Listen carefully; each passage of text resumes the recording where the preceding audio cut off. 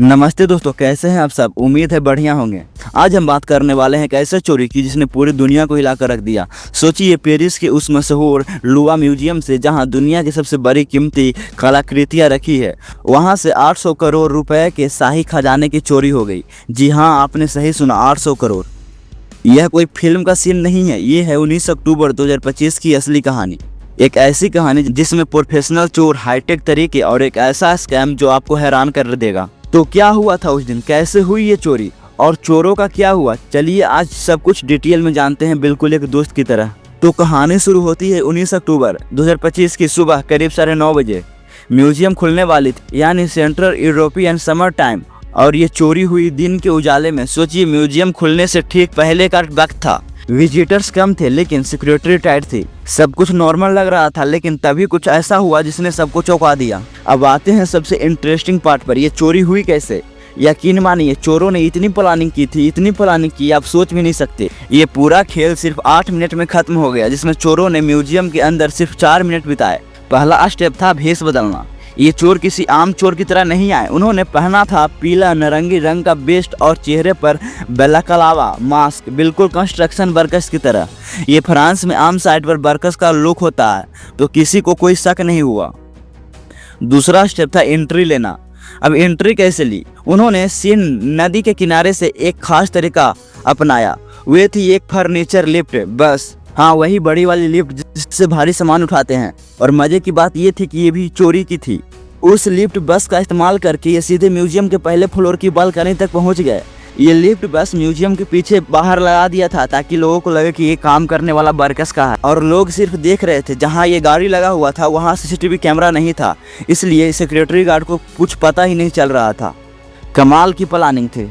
तीसरा स्टेप था अंदर घुसना। बालकनी से अंदर घुसने के लिए उन्होंने ग्लास कटर का यूज करके ग्लास को काट कर अंदर चले गए।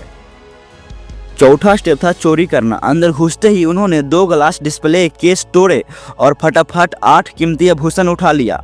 जैसे ही उन्होंने काटना शुरू किया, अलार्म बज गया, लेकिन तब तक बहुत देर हो चुकी थी।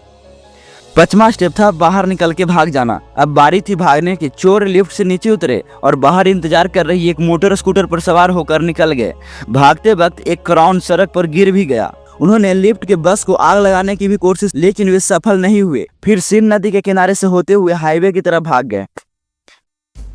कमजोरी क्या थी इस पूरी चोरी में? म्यूजियम की एक बड़ी कमजोरी सामने आई। CCTV कैमरे बाहर कम थे और अलार्म बजने के बावजूद सिक्योरिटी का रिस्पांस थोड़ा लेट हो गया। म्यूजियम के डायरेक्टर ने भी इसे एक सिक्योरिटी गैप माना। अब सवाल उठता है कि आखिर इन चोरों ने क्या चुराया। ये कोई आम ज्वेलर्स नहीं थे, ये थे फ्रांस के शाही इतिहास का हिस्सा, लुई XV और नेपोलियन III जैसे राजाओं के समय का आभूषण। चोरी 9 आइटम्स की होनी थी, लेकिन भागते वक्त एक गिर गया तो कुल 8 आइटम हाथ लगे। ये थे कीमती खजाने। पहला लुई XV का सिस्टम, यह राजदंड होता था, शक्ति का प्रतीक। दूसरा फ्रांस के कांस्टेबल की तलवार, यह भी एक महत्वपूर्ण शाही प्रतीक थी। तीसरा सेंट माइकल ऑर्डर के ऑफिमर्स, ये खास तरह के कंगन होते थे। चौथा होली श्रिफ्ट ऑर्डर की गार्डर, यह एक खास तरह की बेल्ट होती थी, यह भी एक प्रतिष्ठित सम्मान का प्रतीक था। लुई XV का क्राउन, ये खूबसूरत शाही ताज था। एम्प्रेस यूजनी का क्राउन, ये क्राउन भागते वक्त गिर गया था और थोड़ा क्षतिग्रस्त मिला। सब मिलाकर इनकी कीमत लगभग 88 मिलियन यूरो यानी करीब 850 करोड़ रुपए आकी गई। लेकिन दोस्तों, असली नुकसान तो फ्रांस की सांस्कृतिक विरासत का है। ये सिर्फ पैसे के लिए नहीं, बल्कि इतिहास के लिए अनमोल थे। अच्छी बात यह है, रीजेंट, सेंसी और होराटेंसिया जैसे बड़े बहुत कीमती डायमंड्स को चोरों ने हाथ ही नहीं लगाया। शायद वे बहुत बड़े या भारी थे, या उन्हें पता था कि इन पर सबकी नजर होगी। चोरी के तुरंत बाद म्यूजियम को खाली कर लिया गया। 22 अक्टूबर को वे दोबारा खुला, लेकिन वे गैलरी बंद रही। इंटरपोल को तुरंत अलर्ट किया गया और चोरी की गई चीजों को स्टोलन आर्ट डेटाबेस में डाल दिया गया। जांच शुरू हुई। पेरिस के प्रोसिक्यूटर्स ने 60 से ज़्यादा इन्वेस्टिगेशन की टीम बनाई, जो बाद में 100 से ज़्यादा हो गई। फ्रांस के इंटीरियर मिनिस्टर लॉरेंट न्यूजेज, जो खुद इस केस की मॉनिटरिंग कर रहे थे। सबूत क्या मिले? CCTV फुटेज, DNA सैंपल, चारों के हेलमेट से, पावर टूल्स, ग्लास, वॉल्टी टॉकी, हर छोटी से छोटी चीज़ को सबूत के तौर पर इकट्ठा कर लिया गया है। गिरफ्तारी 25 अक्टूबर 2025 को चोरी के कुछ ही दिनों बाद दो मुख्य संदिग्ध पकड़े गए। ये दोनों 30 के थे और सिन सेंटर डेनिस इलाके के रहने वाले थे। इनमें से एक तो चार्ल्स डिलॉग एयरपोर्ट से ओरिजियन की फ्लाइट पकड़ने की कोशिश कर रहा था। दोनों को पहले से चोरी का रिकॉर्ड पता था। उन्होंने अपना जुर्म कबूल कर लिया। उन पर ऑर्गेनाइज्ड गैंग थेफ्ट और क्रिमिनल कॉन्स्पिरेसी के चार्ज लगे। 29 अक्टूबर 2025 को इसके बाद 5 और संदिग्ध गिरफ्तार हुए। हालांकि माना जा रहा है कि इनमें से सिर्फ एक ही उस कोर 4 मेंबर टीम का हिस्सा था जिसने सीधे चोरी को अंजाम दिया। मतलब जो असली चोर था, जो इस सब का मास्टरमाइंड था, वो अभी तक पकड़ा नहीं गया। वह सारा खजाना लेके भागा हुआ है। तो क्या सब कुछ रिकवर हो गया? एम्प्रेस यूजनी का कौन जो सड़क पर मिला था, बाकी लेबर्स अभी भी गायब है। चोरों की असली लोकेशन फिलहाल मिल नहीं रहा है। यह केस अभी भी ऑनगोइंग है। फ्रांस के प्रेसिडेंट एमुलेन चोरी को फ्रांस की विरासत पर हमला बताया।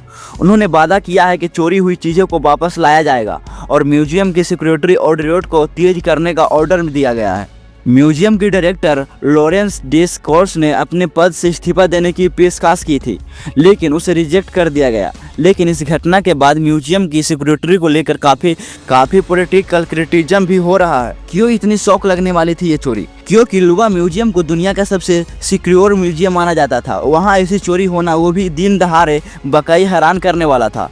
इसने दुनिया भर के म्यूजियम की सिक्योरिटी पर सवाल खड़े कर दिया। तो दोस्तों, ये थी फ्रांस की लुवा म्यूजियम से 800 करोड़ रुपए की शाही चोरी की पूरी कहानी। एक ऐसी चोरी जिसने प्रोफेशनल प्लानिंग, सिक्योरिटी गैप और इतिहास की कीमती धरोहर को दिखाया। क्या सीखा हमने? कभी भी किसी को अंडरएस्टिमेट नहीं करना चाहिए, चाहे वह कितना भी प्रोफेशनल लगे। सिक्योरिटी कितनी भी टाइट हो, अगर प्लानिंग धांसू हो तो कुछ भी हो सकता है। और सबसे ज़रूरी, हमारी सांस्कृतिक विरासत कितनी अनमोल है, जिसे बचाना हम सबका फर्ज है।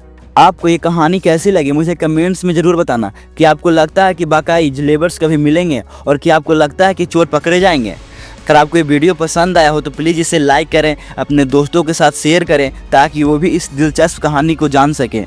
और अगर आप ऐसे ही और अनसुनी, जानी और जानकारी से भरपूर कहानियाँ जानना चाहते हैं तो हमारे चैनल को सब्सक्राइब करना बिल्कुल न भूलें और वो घंटी वाला बटन भी दबा दें ताकि आपको हमारे हर नए वीडियो का नोटिफिकेशन मिल सके।